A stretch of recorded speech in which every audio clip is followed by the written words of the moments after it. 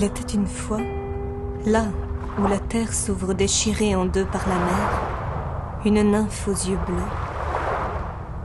Sinueuse comme une anguille, au lever du soleil, elle se faufilait entre vagues et rochers. Les rayons du soleil du sud effleuraient sa peau ambrée en se reflétant dans l'eau. Quand elle nageait parmi les courants, de minuscules bulles d'air s'accrochaient à ses légères boucles foncées. Des petits poissons en suivaient les mouvements, témoins muets de son passage serpentin.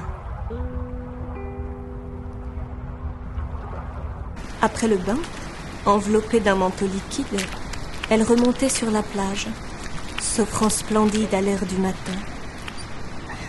À peine mouillée, son corps était imprégné de parfums de sel, de soleil et de sable. Elle avait 13 ans. Elle était fille d'un homme et d'une déesse. Scylla, il l'avait appelée. Celle qui la sert. Il la vit et il la voulut. L'homme-poisson ne put pas se dominer. Dès que ses yeux voilés d'eau se posèrent, étonnés sur le corps de la nymphe, Glaucos la voulut pour lui. Il suffit d'un instant. Comme une flèche tirée par un arc, la beauté de Scylla ainsi perça le regard du dieu marin. Ne pouvant supporter un éventuel refus, le fils de Poséidon disparut sous les vagues et réapparut devant la magicienne Circé. Il lui demanda alors un philtre d'amour, une potion magique, un cocktail de drogue pour faire tomber Scylla amoureuse. Rien d'autre il ne lui demanda. Et la magicienne le congédia avec un sourire et une demi-promesse. Circé pleurait de rage. Parmi tous, lui, son seul et unique amour, le fils de Poséidon, devait tomber amoureux d'une nymphe. Qui plus est, lui demander à elle, la magicienne Circé, un minable philtre pour la séduire. Furieuse, la femme ne toléra pas l'offense. Elle condensa sa jalousie en une potion noire comme la bile. Pendant la nuit, elle la versa dans les eaux du détroit où se baignait Scylla. La jeune demoiselle plongea dans l'eau empoisonnée. Mais elle ne revint jamais à la rive. 6 longs coups, se prolongeant chacun en une tête de chien, poussèrent de ses flancs, la transformant en un horrible monstre marin.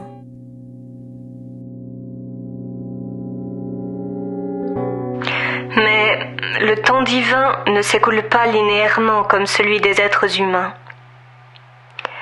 Les versions du mythe sont multiples, comme des univers parallèles. Dans un des mondes possibles, l'homme-poisson et la nymphe se rencontrent. Là où l'eau devient terre, où le sable devient écume, où deux deviennent un et une devient deux. Sur les rives de la plage, parmi les méandres de l'espace-temps divin, avant de devenir un monstre, Scylla met au monde un enfant. Mélaïne la noire, elle l'appela.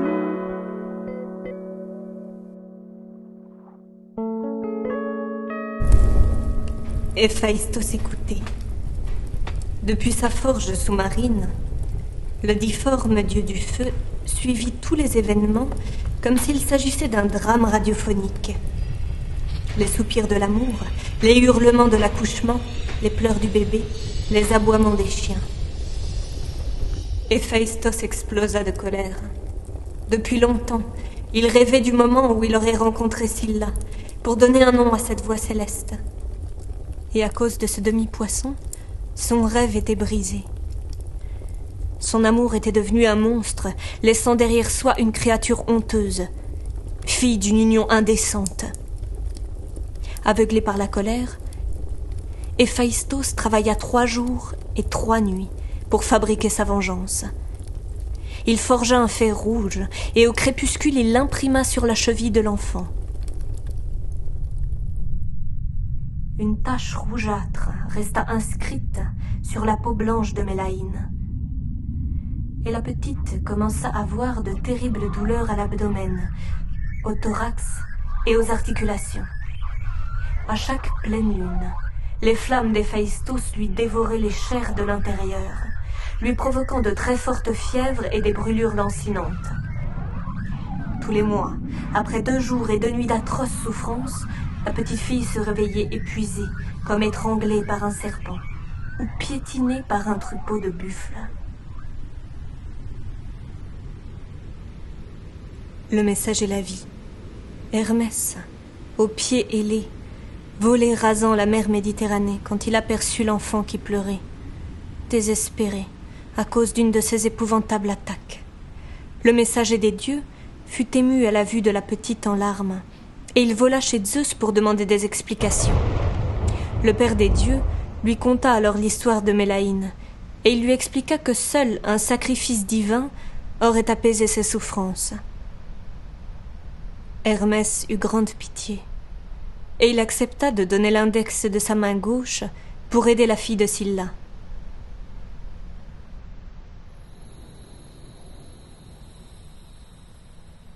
Le centaure Chiron, médecin des dieux, dissout le doigt dans une potion miraculeuse. Hermès en fit tomber quelques gouttes entre les lèvres de la gamine, et un soulagement divin s'empara du corps de Mélaïne. Les flammes qui lui brûlaient la poitrine s'éteignirent, le serpent qui l'étranglait disparut, les sabots des buffles cessèrent de lui martyriser l'abdomen. Les yeux de Mélaïne croisèrent ceux d'Hermès, lui sourirent en silence, et se fermèrent en un sommeil calme et sans rêve. 2 gouttes par jour furent suffisantes pour empêcher les attaques suivantes. Depuis, la longue descendance de Mélaïne naît avec la marque à la cheville, mais la pitié d'Hermès la maintient encore en bonne santé.